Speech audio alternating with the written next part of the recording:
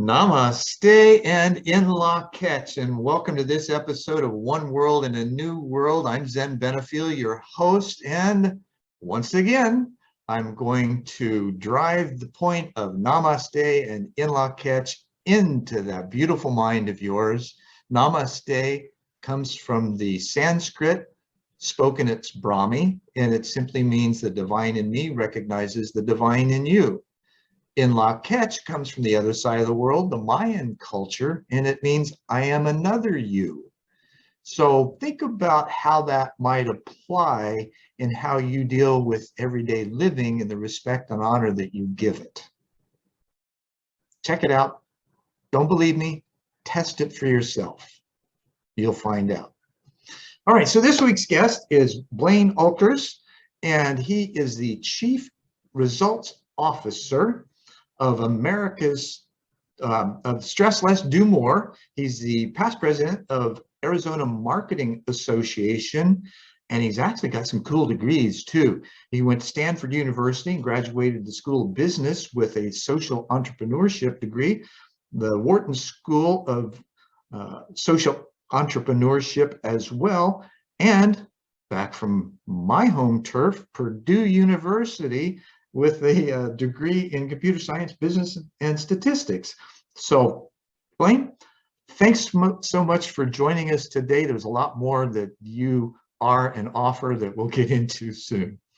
Yes, namaste as well to you and the listeners. And I love the opportunity. I'm honored to be on your show, and I like how it honors the connectedness that we all have. So a little piece of each of us is in each other, and I think that lends itself to a much happier life and a little bit more connected life. So I'm happy to be here and excited to share today with wherever you want to go in this one world. Thank you very much, and we're going to go some amazing places, I'm sure. But first, a message from our so what I want to draw attention to is this past couple of years where, through whatever narrative or however you want to describe the narrative, we've been taught to be afraid of each other. And so we distanced ourselves. And now there's this urge to merge again, and how to do that effectively so that we come back together in a better order and create a better world as a result, which is what One World and New World is all about. So part of what we discuss is, how this initiation process took place with each of my guests. And I know you've had to have had one because you've got that intelligence and the spiritual understanding that could only come no other way. When did that first happen to you? Can you describe maybe the events and the thoughts going through your head and how that came about? Yeah, I mean, for me, I kind of think of it as like a moment of dawning comprehension where this kind of light bulb goes off and physically you almost feel a little bit different. And for me, that actually happened back at Purdue University back in the early 80s.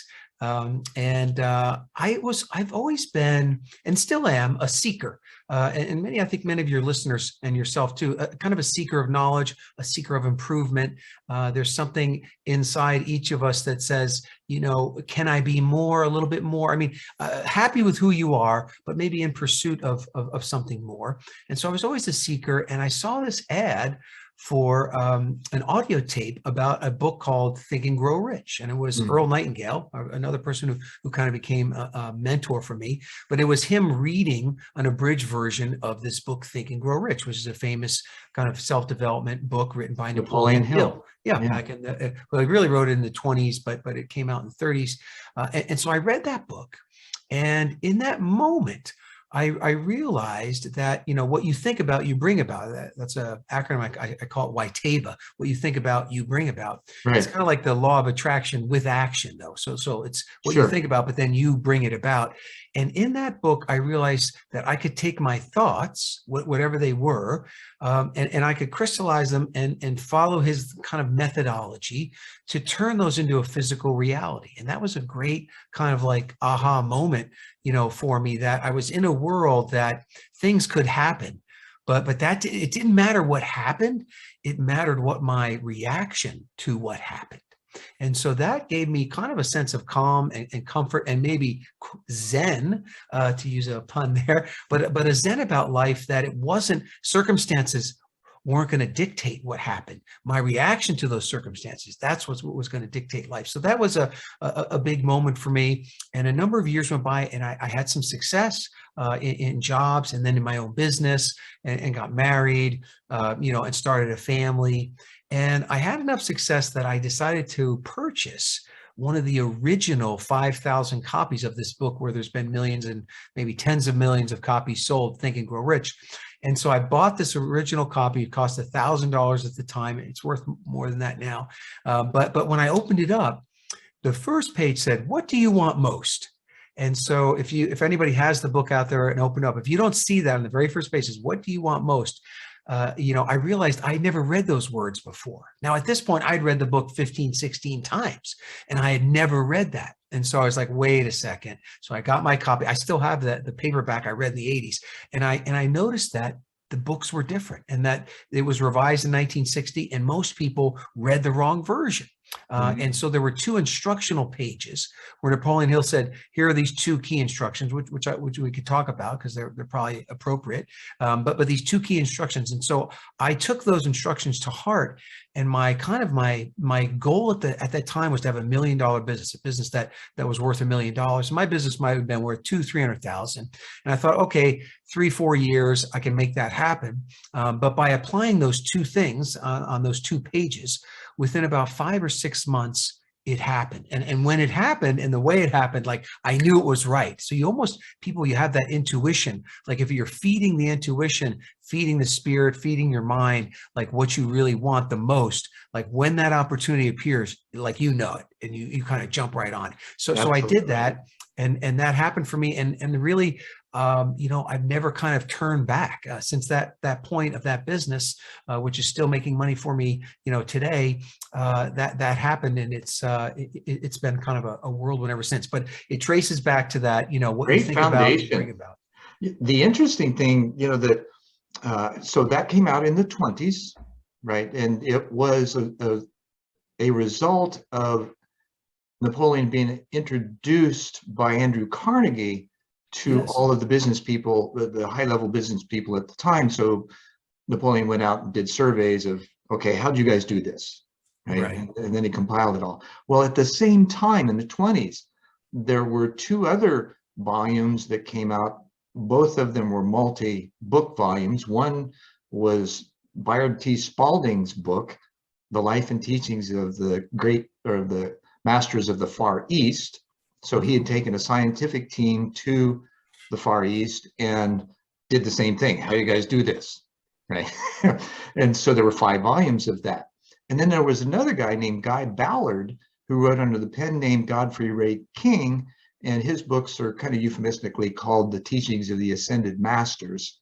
And it was about his engagement with an ascended master known as Saint Germain that began on the site of Mount Shasta. And so those, I think, have 13 volumes of a couple hundred pages each. Wow.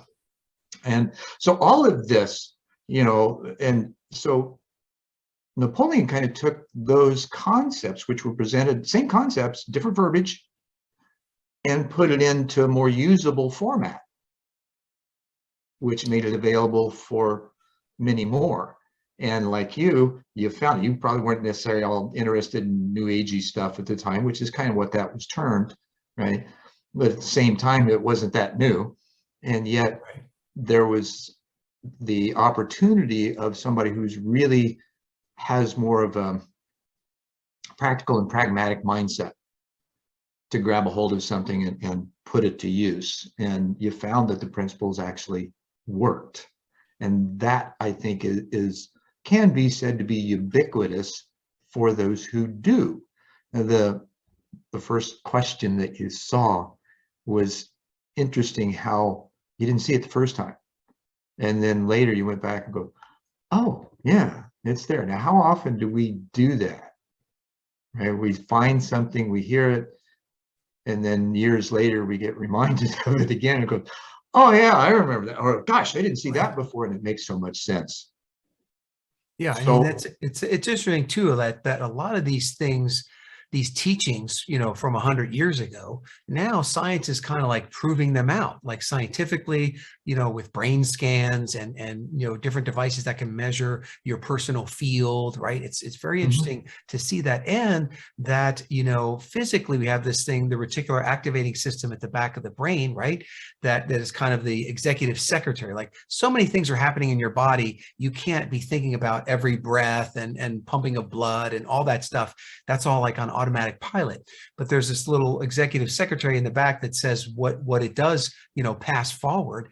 And it's interesting that, again, what you think about, you bring about, that you can, through what Napoleon Hill called autosuggestion, you can begin to let your mind help you find the things that you're looking for, right? mhm. It's the example I use is like when my son, he bought a new Acura car, like the first car he ever bought. It was this maroon Acura.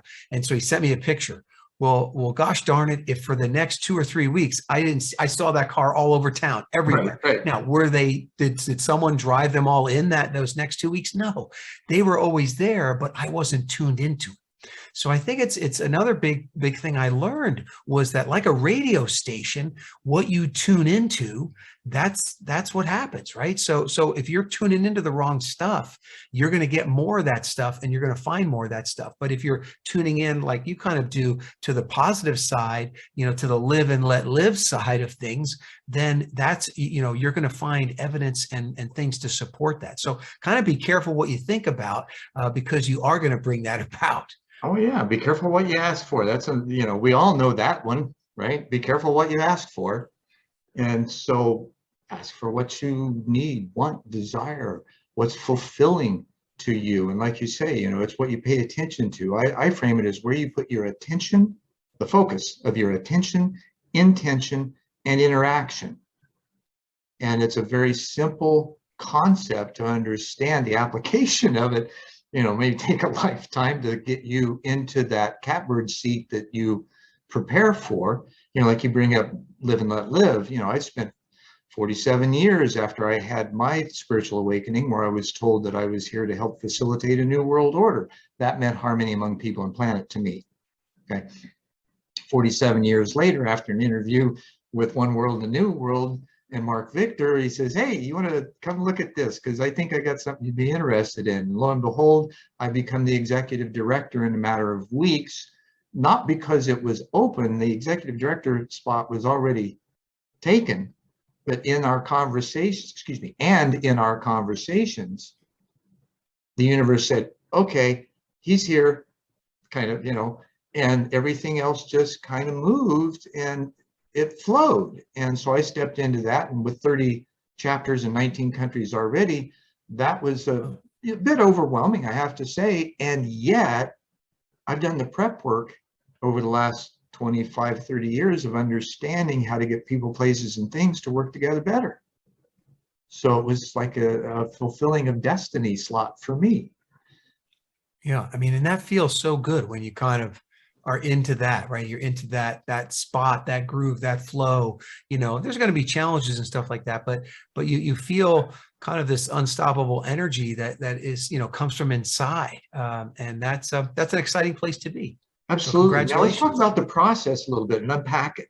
So as you were going through that, what were the kinds of things and considerations, thoughts, that awareness that came of how you had been thinking and the shift and what the results were of it? Because Yeah, that's an entire process. Sometimes it takes months, sometimes it takes years, sometimes it yeah, takes a lifetime, right? right, right. I think for me, that realizing a couple things. One is I started to realize early on, what you think about, you bring about, and I took ownership, and like that was another kind of big change when I that circumstances could do whatever. I can't control that, but I can control my response, and I decided to take ownership of my response, not necessarily the circumstances. And so as I did that, things tended to get better. Like I had more and more, control. And then if I felt myself losing control, then I would kind of come back to center and say, okay, what do I need to do next?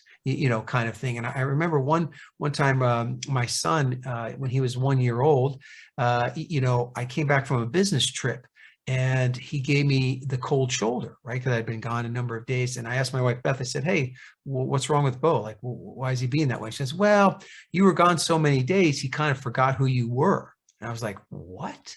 So like something like that in that moment, right? In that almost anguish, of the father's moment there, I realized there that what I wanted to bring about was a situation where that would never happen again. Now, it wasn't easy. It didn't happen fast, but it took me a year. But right then I call it a clarifying decision where I said, look, I'm going to work from home no matter what.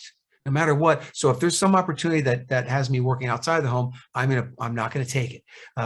So anyway, it took me a year, but a year later, I left the job, and now it's been 27 years where I've worked from home. Now the kids are gone. It's the empty nest. But that, what happened for me was that when I did that, when I started working from home full time, now I had so much time to do more of that work, more of the self-work, more of the self-development.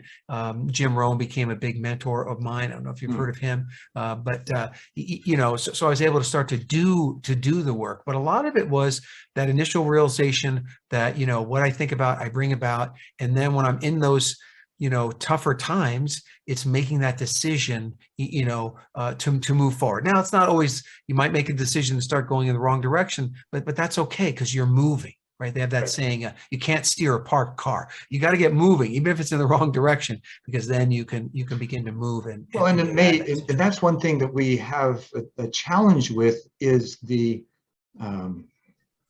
self-criticism. Right? We think we go down a wrong path because things happen not necessarily like we want them to. And yet, once you go through it and you turn back and look, it's like, oh, I wouldn't have learned that had that not happened. I call that the excruciatingly fun part of it. Yeah. Right. You got to be dragged through the desert of broken glass before you can realize what growth came from that. But that's a very healthy attitude to look back and say, what did I learn? How did I progress? How did I evolve? I mean, that's a super healthy attitude. What did I learn? And that's a great method to kind of hack your own head trash. Absolutely. And, the idea and the notion, even with live and let live, the two principles are the legal and moral. And the legal is do away with aggression. The moral is be a better human. Yeah. And when you understand how to be a better human, you're constantly self-assessing, right? Not necessarily critically, but that's our nature, is to kind of beat up on ourselves and be a little self-deprecating. And that also transcends after a while when you realize, oh, okay, I feel this flow, I'm going to lock into it, and I'm going to be confident that it's there. And some of the ways I frame it is like there's this ultimate faith, love, and trust, right, that we acquiesce to, that creates that flow. It's like once you have those notions like you're talking about, how you respond to situations beyond your control, because we don't control anything except our own response and how we think and feel. So as you develop that acute ability over time, then that flow begins to widen and it feels like a river instead of a stream. Yeah, well said. And there's this kind of the gap between stimulus and response. You start to widen that with wisdom, right? And then you still might get angry, but it's not for a very long time, and it's not a very high level, or disappointed, or whatever it is. And so bad things still happen, and I'm still disappointed or upset by those. But the amount of time I stay in there, kind of got less and less and less as I, as the wisdom expand to fill some of that void. And it does. Now, you mentioned quantum physics a moment ago, and how science is actually proving everything that we're talking about. The gamma waves in the brain, and how athletes have been shown to, whether they're doing it or imagining it, the brain responds the same. Yeah. And there's also the multidimensional side of it, where, as you were talking about the mind being now you're able to manage the mind better, and it goes out and seeks what you need and begins to place those things in front of you. Excuse me. There's a quantum physics model called the triadic dimensional distinction vortical paradigm. Whoa. TDVP for short. Okay. And so these guys, Edward Close and Vernon Neppy, they wrote this position paper in 2010, or published it. And what they say is that consciousness, space, and time are tethered across 9 dimensions for our human experience. Now, that doesn't eliminate the other dimensions. It just says, okay, in our human experience, this is what we have access to. So when you begin to consider that and what other things are on those other dimensions and how they are ultimately aligned with this one, because we are cosmic consciousness condensed into form. Right. You know, kind of learn how to swim in the ocean. And not realizing we got a wetsuit and it's salt water. Right. Right. So, in being able to do that, at least opening the mind up to even conceive what's available there, then it becomes more believable and achievable, to use Napoleon's words, right? And you mentioned Earl Nightingale. Yeah. That guy's voice was just so resonant, right? How could you not just absorb, or feel absorbed by that? Right. And I was listening to him the early 80s, I think it was, about the same time you were. Lead the Field. Probably that is one of his big programs, was Lead the Field. Yeah. And then he had The Strangest Secret was one of his famous albums as well. Right. Right. And Og Manduno came out around that time too. Yeah. And he was here local. Of course, you and I are here in Phoenix, but nobody knows that yet. So we could reach out and touch each other. So in this developmental stage and process, how did you find that, or fine tune it into the practical and pragmatic applications that then were repeatable, and how you were able to maybe share those with others through example? Yeah. So I've always been gravitated towards, wanting to help people with what I call personal implementation, where they get stuff done. Like they kind of take control of their lives by taking control of themselves. But for me, I had to do, the thing I liked about it was lead by example, right? So you kind of start with yourself. And so again, just studying things like meditation, right? I call it a mind shower, but in doing some of these daily disciplines, and again, I will say that initially I didn't have enough time to do those daily disciplines to the level I wanted. So I had to first create a life, which was working from home, right? Where I could afford the freedom and flexibility to do those things. But I like to, take a mind shower every morning. So most people will say, they'll physically take a shower to clean the body, but do they ever take a mental shower, right? Do they wash the mind of the head trash and the toxicity and the poor thoughts and the doubts and all that stuff? And so I started, a number of years ago, just doing that first thing in the morning. If I don't have a lot of time, it's a 3-minute mind shower, but I prefer a 10-minute mind shower. And I use an app called Headspace for that. But there's a lot of different choices there. But just that simple practice, that things like gratitude, and two different things of gratitude. One was like, what am I grateful for? That was one exercise that I do a lot of. But the other one was to look back over the last 24 hours and find 3 good things that happened. And these simple practices like that can, like the meditation or looking for the goods, it can actually, now it's scientifically proven, like you were talking about, that you can rewire your brain, neurons that fire together, wire together. Excellent explanation of it. Now, the question, for those, and I'm pardon the French, but what do you do for those people who feel like their life's a shitstorm? Right. Yeah. So where do you start, right, with something like that? And what I quickly learned was a phrase, the solution to pollution is dilution. Now, so the solution to pollution is dilution.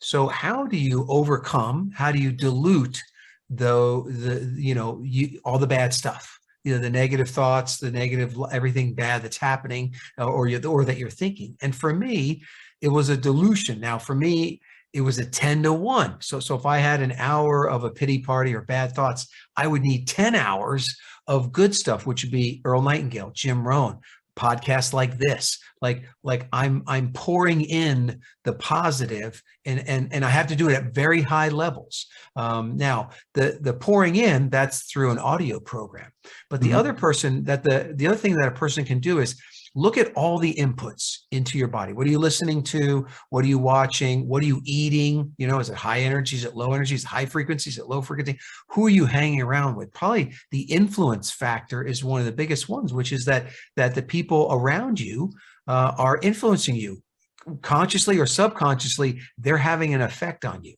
And so, when people are trying to either break a bad habit or start a new one, if they can associate with other people who are breaking the same habit or who are creating that same new habit, they have a higher level of energy and, stick-to-itness because of that level of association. So I think there's a lot of things you can do. You have to start with a decision, but once you make the decision, then you got to flood all the inputs, against those negative things. One other thing that has worked well for me and for clients is what I call yeah, but. So you yeah, but it. And so what that means is you try to get your brain to work for you instead of against you. So for example, if you say, if you have this negative thoughts around your weight, and you say, look, I'm overweight. I'm always going to be overweight. Yeah, but. And so when you say, yeah, but to whatever the negative thing is, your brain tries to find something like Google. It tries to find something. Yeah, but I'm going to throw out all the junk food. Yeah, but I'm going to buy better food. Yeah, but I'm going to get help, mental help through, now actually through technology, like companies like Talkspace, you can just go online and be talking to a therapist, right away, confidentially, easily. So anyway, there's lots of things, but let your mind start to give you that answer. And I wonder, kind of flip it around. And that's a phenomenal process. And I love the phraseology, the yeah, but. I've always thought it, a yeah, but's just a habit without a leg to stand on. And if you get the symbology of that. Also, too, is there, the thought occurred to me is that as you were saying that, could a yes and work even better? Reason being, you don't want to deny what's going on. You want to embrace that and love it, accept it, not judge it, not be critical of it to the point of just like, other than it being undesirable. And this is one of the things that Kai-D, he was the original Wofat on Hawaii 5-0. He had a Taoist sanctuary here in Tempe. But he says to me one day, in our Taoist tradition, it's desirable or undesirable. And that's it. So we have a sense of that. Depending on where it is in the body, it's not necessarily in the mind, right? We actually feel the uncomfort of a poor decision or of walking into a room of people you don't necessarily need to be around, right? There'll be that sense of oh, I don't really want to be here, right? So then you make the best of it and you figure out what you can do. That's what you and I would do, right? But that's not always possible. Excuse me, and that's not always possible in this beginning transition, right? So what are some of the things that in that beginning transition, you say you have the 1 or the 10-to-1 kinds of things, and people may not have that kind of time, especially if they're raising families, and for me, when I was going through that in the 80s, I was raising a family. I was working for an aerospace company, 65 hours a week. I was an elder in a Mormon church doing the church elder duties, and I was including teaching Sunday school. And I was going to school to finish my bachelor's degree at the time. It destroyed my family, unbeknownst. I thought I was doing, and this was kind of like, and my dad would say this, well, find a good company to work for and retire, right? And do the things that are necessary to elevate yourself in that company, the degrees and all that kind of stuff. And man, I tried that, and it was a miserable failure for me in the family situation. Now, you did just the opposite. I don't know. I probably could have found that at the time. I didn't know how, and I didn't have anybody to, talk to go that direction. But for those like me at that time, what kind of advice would you give to them as to maybe those incremental steps? Yeah, I mean, I think it starts with your desire, right? So if you have the desire and you have some level of ambition, is to, I always say it's almost like going from point A to point B. Now, don't overcomplicate it. So there's point A, there's a line with an arrow, and then there's point B. And so the first step of that, and the most important thing out of those three items, your starting point, your destination, and the journey, the most important initially is the point B. And so initially you want to try to figure out, where is it that you want to be? Where do you want to go? Like, what is it? What kind of person you want to be? What, what do you want to change about yourself? Maybe, like a personal vision. Yeah. Personal vision. Where do you want to be? Now, once you know that, then the most important thing isn't where you are. The most important thing is that you change your direction to point towards that, which you can do immediately, but then it's making progress. Now, measurable progress in a reasonable amount of time, that's going to be subjective to you, but you make progress in moving towards that. That's kind of SMART goals, right? If you were looking at it from a business perspective. And our lives, we're a project manager of our lives, right? Right. And they have this acronym, SMART goals: specific, measurable, achievable, realistic, with a timetable. And then we actually teach smarter goals, and we add the E for it should be energizing to you, and the R is for recorded. So it should be recorded or written down. But yes, you have that, and the key is, once you know where you want to go, is what is very energizing and is the progress. And what is very deflating is not finishing, right? So this one guy has a great quote. He says, "Done is the engine of more." So the idea is that you've got to chunk it down small enough to where you have a win. And I like to say you want to win early and win often. And so when someone says, like, let's take meditation, it's a great example. So there's these people that were teaching meditation, and they try to say, someone says, well, I'm going to start meditating an hour a day. That didn't work. 30 minutes a day, even that didn't work. What the real master meditators taught was said, look, let's start today with 1 minute. And when you master 1 minute of meditation, then you move on to more minutes. And when they're teaching kids in other countries, they start with 1 to 5 minutes, and then they do move up from there. But you want to win early, and you want to win often. And I realized that there were some magic ratios, like in the area of sports. I coached my kids in tennis, and in tennis, I realized it was 70-30. Like, that was the magic ratio, meaning that if you were winning more than 70% of the time, let's say my kids are winning 90% of their matches, they're learning nothing. They're not growing. Right. But I also realized if they were losing, more than 30%, if they're losing 40% or more of their matches, they were going to get defeated and they're going to quit. So you have to make sure that the winning is happening, even if you have to, I call it nano size, but you got to chunk the whatever you're trying to change way, way, way down to make sure that you have some level of success. So if you say, I'm going to do an exercise program, I'm going to say, look, you give me 3 jumping jacks before you get in the shower, or 3 push-ups, we're going to count that as a workout, right? Because winning chemically in the brain, it's primal, that you're going to get squirt of dopamine and brain chemicals when you complete something. And then when you have a streak of 3 or 4 more of days together, now all of a sudden you have a chain that you don't want to break. And psychologically, it even becomes even more powerful. But I do have, in this area of actually this, like you said, this person that wants to just start with change, I do have this thing called the 21-second habit. And that's how to create a new habit in 21 seconds, not 21 days. So if they taught you that it takes 21 days to create a new habit. They lie to you. I'm sorry about that, Zen. They lie to you because you actually, what people, they say, oh, I'm not good at habits or this or that. Well, I talk about this thing called self-fluence, which is the power that you already have, not new. You don't have to find it. You don't have to buy anything.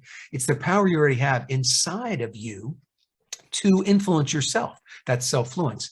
And so this concept of you're already a habit master, and if you would tap into that mastery, then you can create a habit kind of basically instantly or in 21 seconds. Let me give you an example for me. So I wanted to do this mind shower every single day. I didn't want to miss a day of my mind shower, 3 to 10 minutes. And so what I realized is I said to myself, okay, what am I a master at? What am I a master at every morning? Every morning I pick up my smartphone and I turn it on without fail. Without fail. Now, when I pick up my phone, there's 2 apps there. One of them is Headspace. And so every day I'm not allowed to touch any other. There could be text from my kids. There could be, emails from Zen about being on a podcast and a LinkedIn message. I'm not allowed. I'm surfing the urge to want to check all that stuff to say, I have to do this stuff first. I'm not allowed to touch any of the other stuff. So I'm habit linking to that. And I've got, today was 1,467 days in a row of a mind shower because I linked it to something I was already a habit master at. So that is called habit linking is what I call it. But that's the secret, is you're already doing it, whether it's the phone, whether it's having a cup of coffee in the morning, whether it's brushing your teeth. A lot of people will link to that because they're already habit masters that, or it could be driving to work or getting dressed. I mean, there's all kinds of things that you can link to. But again, start small, start with one thing, and then build on the success of that thing. And if you fail, just go back to it, start again, maybe start a little smaller, but you want to be winning at least 70% of the time. Cool. Great example. Easy to do. And you're right. We have been lied to. It's a simple choice you make and the changes immediately, right? Right. It's like when your wife tells you something, don't do that. You're like, oh, sorry, I'll make sure I don't do that anymore.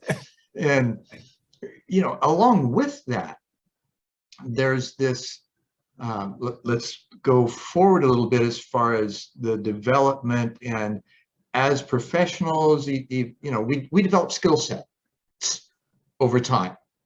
And so we begin doing a lot of things maybe fairly well. And I had a mentor one time, 20 years my senior. He was a YPO member, Young Presidents Organizations, for those in the audience, which means that he had to do 40 million in business before his 40th birthday. Nice. So he started early. Now, he said to me one time, why should you be doing well what you shouldn't be doing at all? Right. So here's that, so like, huh? Right. Because you enjoy, we're doers, right? We're task masters sometimes, or we fall into these daily tasks, right? That become almost unconscious habits and behaviors, right? Because we're used to being told what to do and then going do it, especially in the workforce, right? And that kind of filters out into the homes oftentimes. And as, doting husbands, we do what mom says, right? And so and that's just part of how we show our affection and be there to be all we can be for our spouses and our families. So how do we deal with that notion, the idea of acquiring skill sets and doing things well and yet not being fulfilled? Yeah, I mean, it's interesting that they always say some people climb the ladder of success, and then when they get towards the top, they realize it's leaning against the wrong building, so to speak. Yeah. So I think that part of that is an introspection, is for you to get to know yourself, and Socrates and all the, know thyself, you can go back ancient Sanskrit and all this stuff about getting to know yourself and who you are, and who you feel in your essence you are. And you have to feel good about kind of what you're doing and maybe what you were called to do. So I think there are exercises experiences that you can take your mind through, to try to figure some of that stuff out. Like, why am I really here? What is my purpose? Yeah. It's interesting. I like to do this thing called the Powerball test. And it's interesting where people go with that. And it's actually, it warmed my heart. I did this, I do it in a lot of live, pre-COVID, live workshops. And so you've heard of the Powerball lottery, right? Oh, yeah. Powerball. Yeah. Yeah. So the exercise is that you win the Powerball, and it's $500 million. You're the only winner. And so that's pretty incredible. What do you do? So you pay the taxes, and then you spend the next year doing all the things, buying the cars, the houses, the travel, taking care of any family and relatives. You did everything you could have ever imagined. And it's a year later, you still have a couple $100 million. And it's a year later, and you've done all the partying, the traveling, buy all the gadgets, the boats, whatever you want, trains, whatever. But a year later, you wake up, a couple $100 million in the bank. What would you do? What do you want to do then? So really, you've kind of removed all the party part of life, and you've removed the lack of resources. And the interesting thing is that 90% of the people say, I would help people blank. Now the blank is different for everybody based on their life experiences. Sure. But I would still help people with self-fluence. Helping them to figure out, how to take control of their lives by taking control of themselves. Like, I would still do that, probably in a bigger way, but I would still do that. And so a lot of times my wife and I were always saying, does that pass the Powerball test? And when it doesn't, we realize we need to shift. And so if you're in that position where you're not sure, maybe think about that Powerball test, and then what would you do? And now there's going to be a piece of that you can do right away and feel really good. And then there's probably a bigger piece of that you may have to, create some kind of a business or some other way to kind of get yourself to that point. But that's, that there's other exercises that could help you with a little bit of your purpose. There's different ways to do it, but I like, it used to be your 100th birthday, but now with technology, I say your 120th birthday. You're a guest at your 120th birthday, and you're in good shape. You got the lean muscle mass. You're still looking good, and you're at that party, and they're your friends, and there's the community and your business partners, and all these different people are there, and like they're going up to the microphone and like, what are they saying about you, and what have you done, and what have you accomplished? So that's another exercise that helps to kind of uncover that purpose. On the business side, my favorite exercise on the business side is where you pick the time, maybe 1 year out, 3 years, 5 years. But let's say it's 3 years out from now, the Wall Street Journal, or you could use Forbes, but they're doing an article about you. And what would that say? Like, what would the headline be? So you write the headline, and you write that headline, and then if you want, you could bullet point the story. And actually, some people write the whole story, and it becomes kind of this painted vision, for their life. But sometimes it's going forward and then looking back. Oh, if we could just, and hindsight's generally 20/20. When we look back, and because then we have the freedom to see things maybe a little bit more as they were, not necessarily as we thought they were. Right. And that's sometimes a huge shift and awakening. So in the process, we in speaking about being called to do something, right? There's this, it seems, emerging, I think it's more than seems, because there is some science behind it, that there's this emerging, almost a biospiritual technology, if you will, that's coming present in how we're able to co-create that process in our lives. And that, over time, once we have those, okay, what am I really here for? What's next? And looking at your skill set, where to apply it better.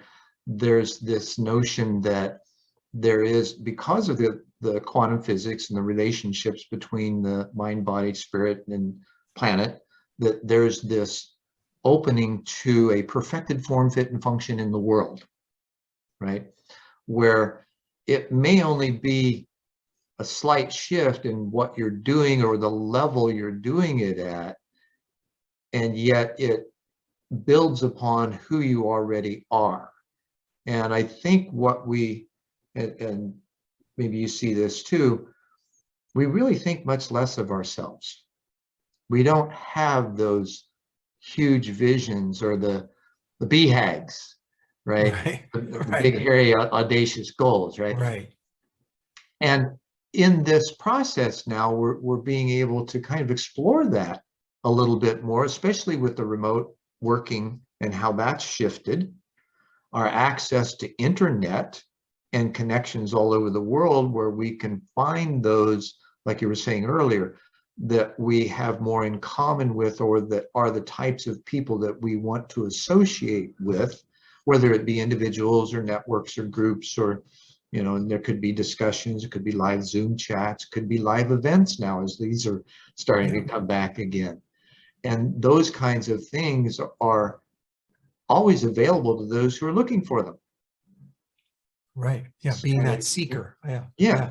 And you're going to find what you're looking for. So in that encouragement and inspiration place, then how, as leaders or as examples, because we don't necessarily always think of ourselves as leaders, all we want to do is be a better human, and that example kind of filters out. And especially now, you know, we're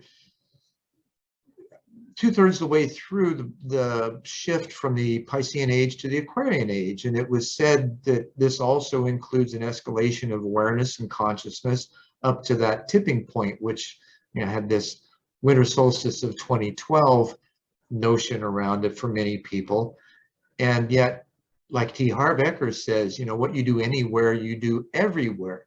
So once this awareness and consciousness becomes present in yourself, you're taking it everywhere. So what's going to happen? Right? Your energy's up, people are going to be affected, they're going to feel it. And on a global scale right now, that sense of awareness that has been developed through the, I think, obsession on self-hygiene and sequestration has given people the time to think about themselves deeper and who they are and where they're going and, you know, what they really want to represent in the world. And that then is moving everything that doesn't resonate with that, or that is undesirable from that perspective.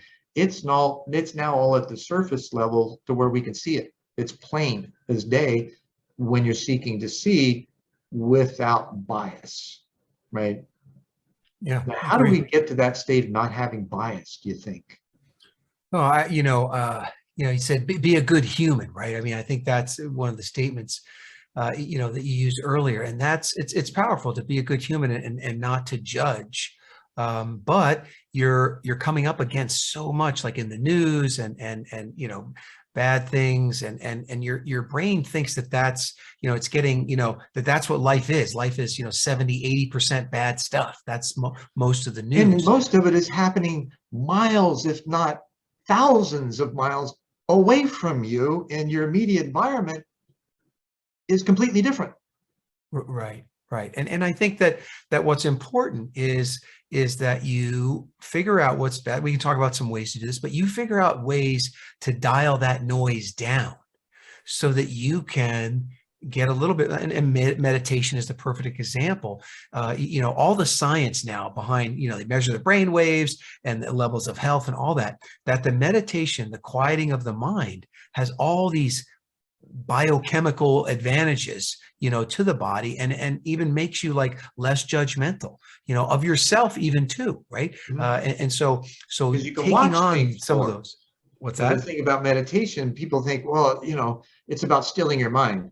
And so you often initially get caught up in trying to do it. And so you're constantly fighting off the thoughts that are coming in, and you lose focus that way. The object of meditation is simply just to watch those, and eventually after you watch them for enough, they disappear. Yeah.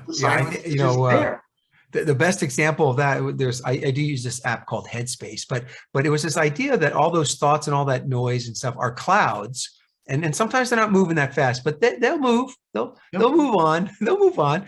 And then when you get detached from that, there's a whole level of like we said before, stimulus response. You have more time to respond, in there, and you become a better human being, and less judgmental and all that stuff. But it starts with, turning down that noise. I admit, I'm human. So I call it a media fast, but I need, from news media, social media. I mean, there are times where I got to take a fast, and I got to get away from that stuff for a little bit. And go out into nature for a while.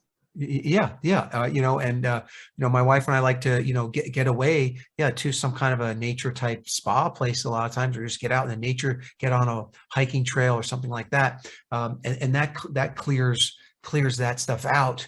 But again, it's making that choice. It's starting small. Anyone could start with a couple minutes of meditation. Yeah. Could you build up to 30 minutes or an hour? Sure. That'd be great. But don't discount just a few, just 1, 2, 3 minutes makes a big difference.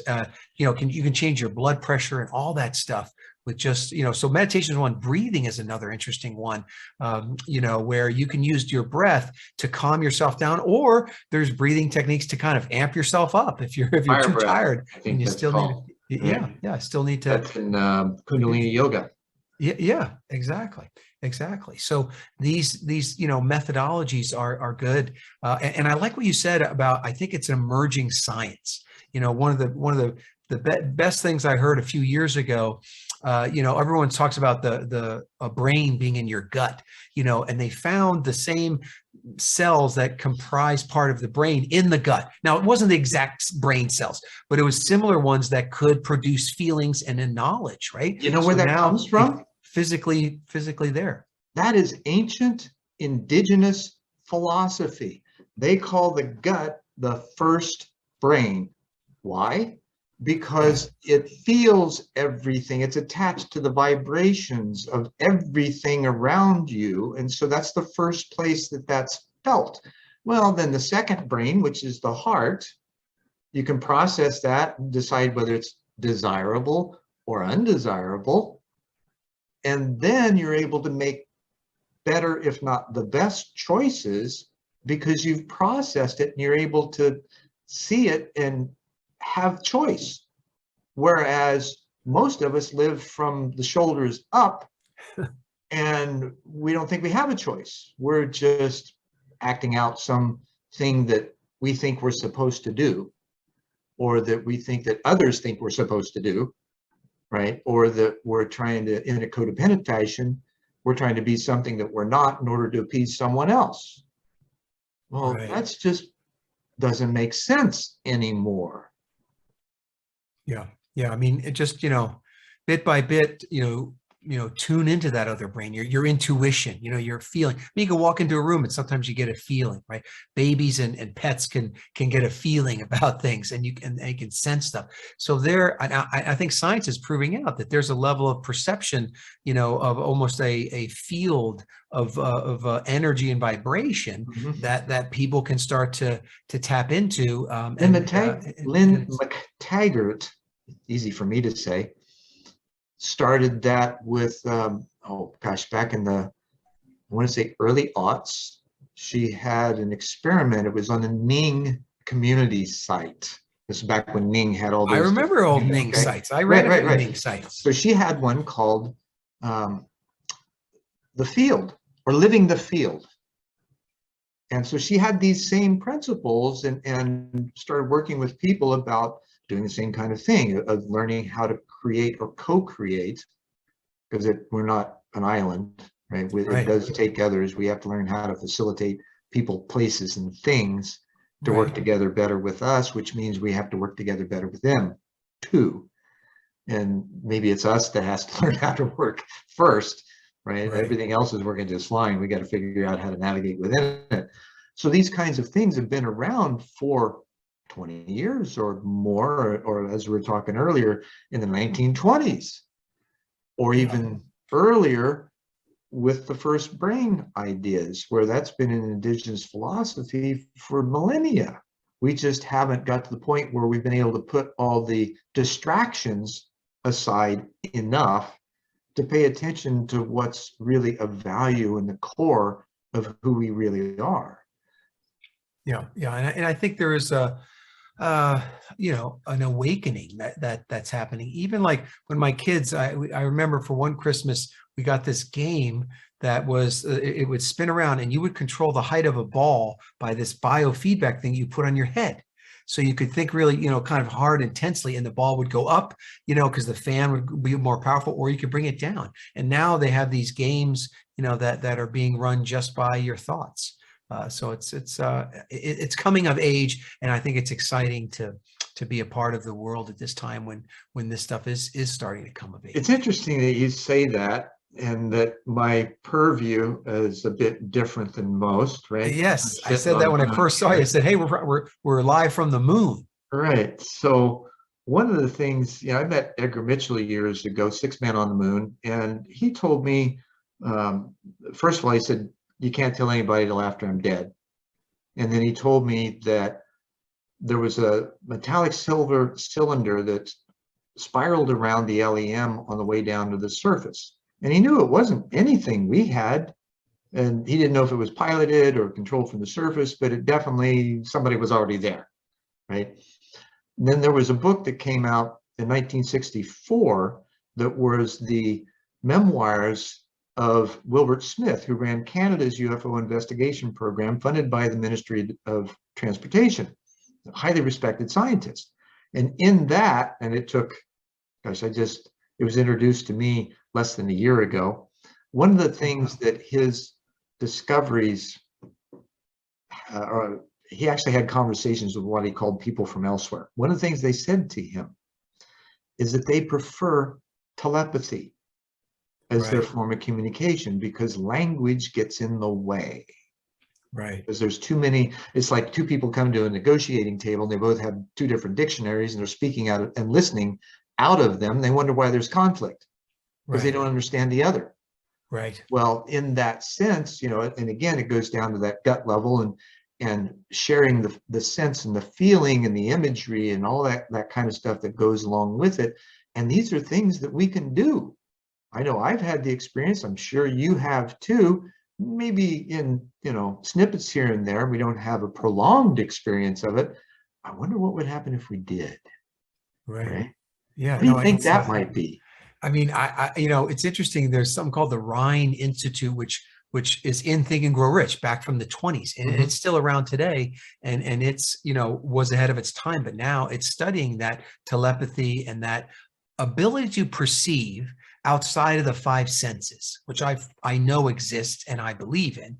It's just, I'm not so sure it's outside the five senses. It's a finer aspect of them. That could be. I believe in both, because I think that there's this intuition or this ability to feel, something tactile? Almost that's like, like radio waves, or cell waves, they're all over the place. We don't see them, but they're there. And the radio station amps the vibration, the frequency up really high, it goes out, and then it comes down, and then the radio slows it down, to where you can hear it again. And I think that there's that ability for some ways, to communicate. I've got close friends that you kind of know what, before they say it, it, or you say, I wonder how Bobby's doing. Know their patterns, right? He calls you, right? Or you're thinking of somebody and then they call you, or you have this deja vu moment. You're like, well, if I was here, then there's going to be this car right there, and there it is. So. Now you mentioned the frequency and the step down. When in my experience at 18, I ended up I was afraid to know what truth was willing to die for it, was asked if I was willing to die for it during a meditation, and settled on cosmic consciousness is what I was willing to die for, and said yes. And then within a few moments, I found myself in this brilliant white light. And it was the sensation, it felt iridescent, other than feeling like home, right? It felt iridescent, effervescent, and really high pitched. Wow. Right. And of course, I was analyzing the whole thing, and then I realized that I wasn't dead because I was thinking and analyzing. I was talking to myself. Right. Right. So I know that is part of our experience, and you know, I want to say metaphorically, but maybe not even so, we are that point of light that bounces back and forth, individuated light as a point that bounces back and forth between here and the white light over however many lifetimes it takes for us to get the memo. Right. Right. Yeah. No, yeah. I mean, there's a lot of, yeah, and there's a lot of science now, backing a lot of that stuff up. I mean, recently there was Absolutely. a gentleman that was, I don't know if he was in the middle of an MRI or some kind of a scan, and died for a few minutes, and they were able to, kind of see this picture, electronically of what was going on in the brain, anyway, it was somehow, backing up the fact that there's this perception of the white light and these different things. So I mean, and like UFOs too, where I know we're going to start to see a lot more of them because everyone is walking around with a camera now. So right. the world is evolving and changing, and it's exciting. And most of those who do not just see them, but there are multitudes who have direct experience with other intelligences of a variety of forms, whether it be, angels, spirits, ETs, multidimensional beings, intra-dimensional beings, or, these kinds of things. And all of them are indicating that we just need to learn how to get along. And when we do, then we'll be more open to direct communication from them. Because right now we're barbarians in their mind, right, in their sight, right? Why would they want to deal with a civilization that can't get along with itself? Right. So that's the process. And this is what Live and Let Live is all about. How do we move in that direction collectively with a simple ideal or a simple notion like live and let live? And the old, mahalo, right. or shock that, or shocky, or something like that, right?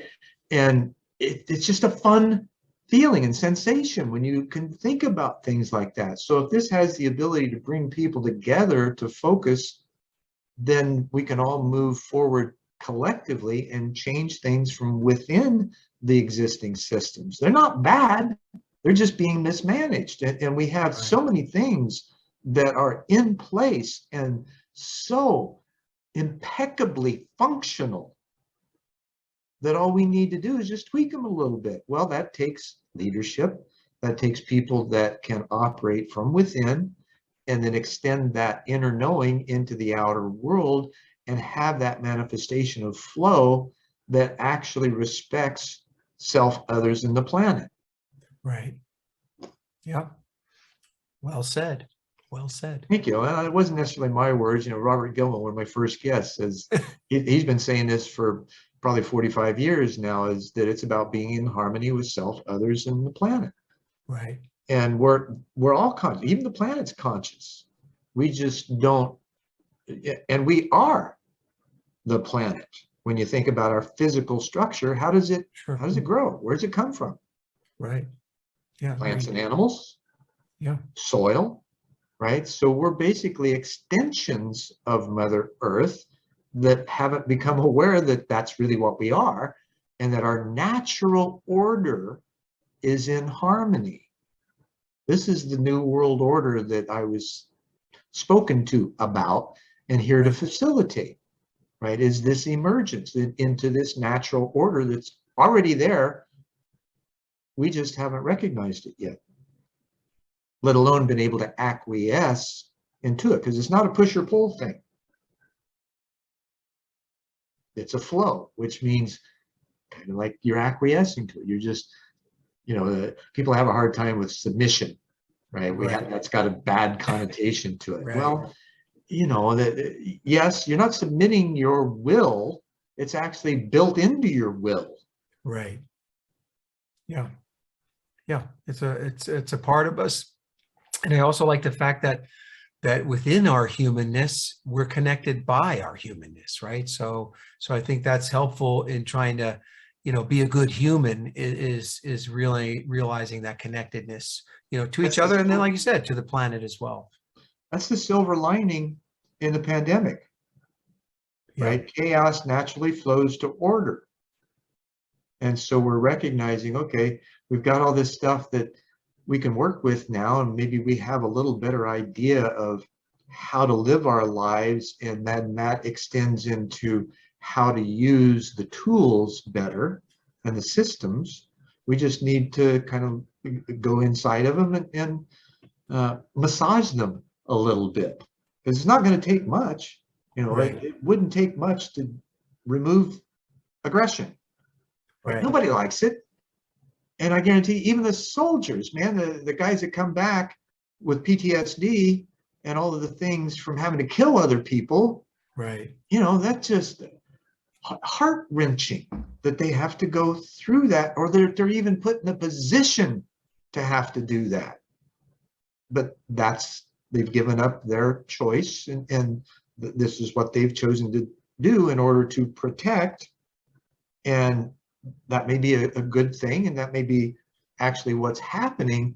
At the same time, we don't work with the humanness and learning how to communicate and understand what others' needs truly are, and how maybe to serve that or to help them find what they need or want. And then we get, like Dale Carnegie, right? Or no, it was Zig Ziglar. You find enough people and you help enough other people get what they want, you'll have what you want. Right? Again, this age-old kind of philosophy. And of course, science wasn't called science until the 1400s. It was philosophy up until then. Right. So how do we, what kind of advice for now and in these current times, in this situation that we find ourselves in the world and individually, what kind of advice on could you go with maybe a little deeper? You've given some great advice, with the little things. Is there something else that you found has really made a subtle and profound difference?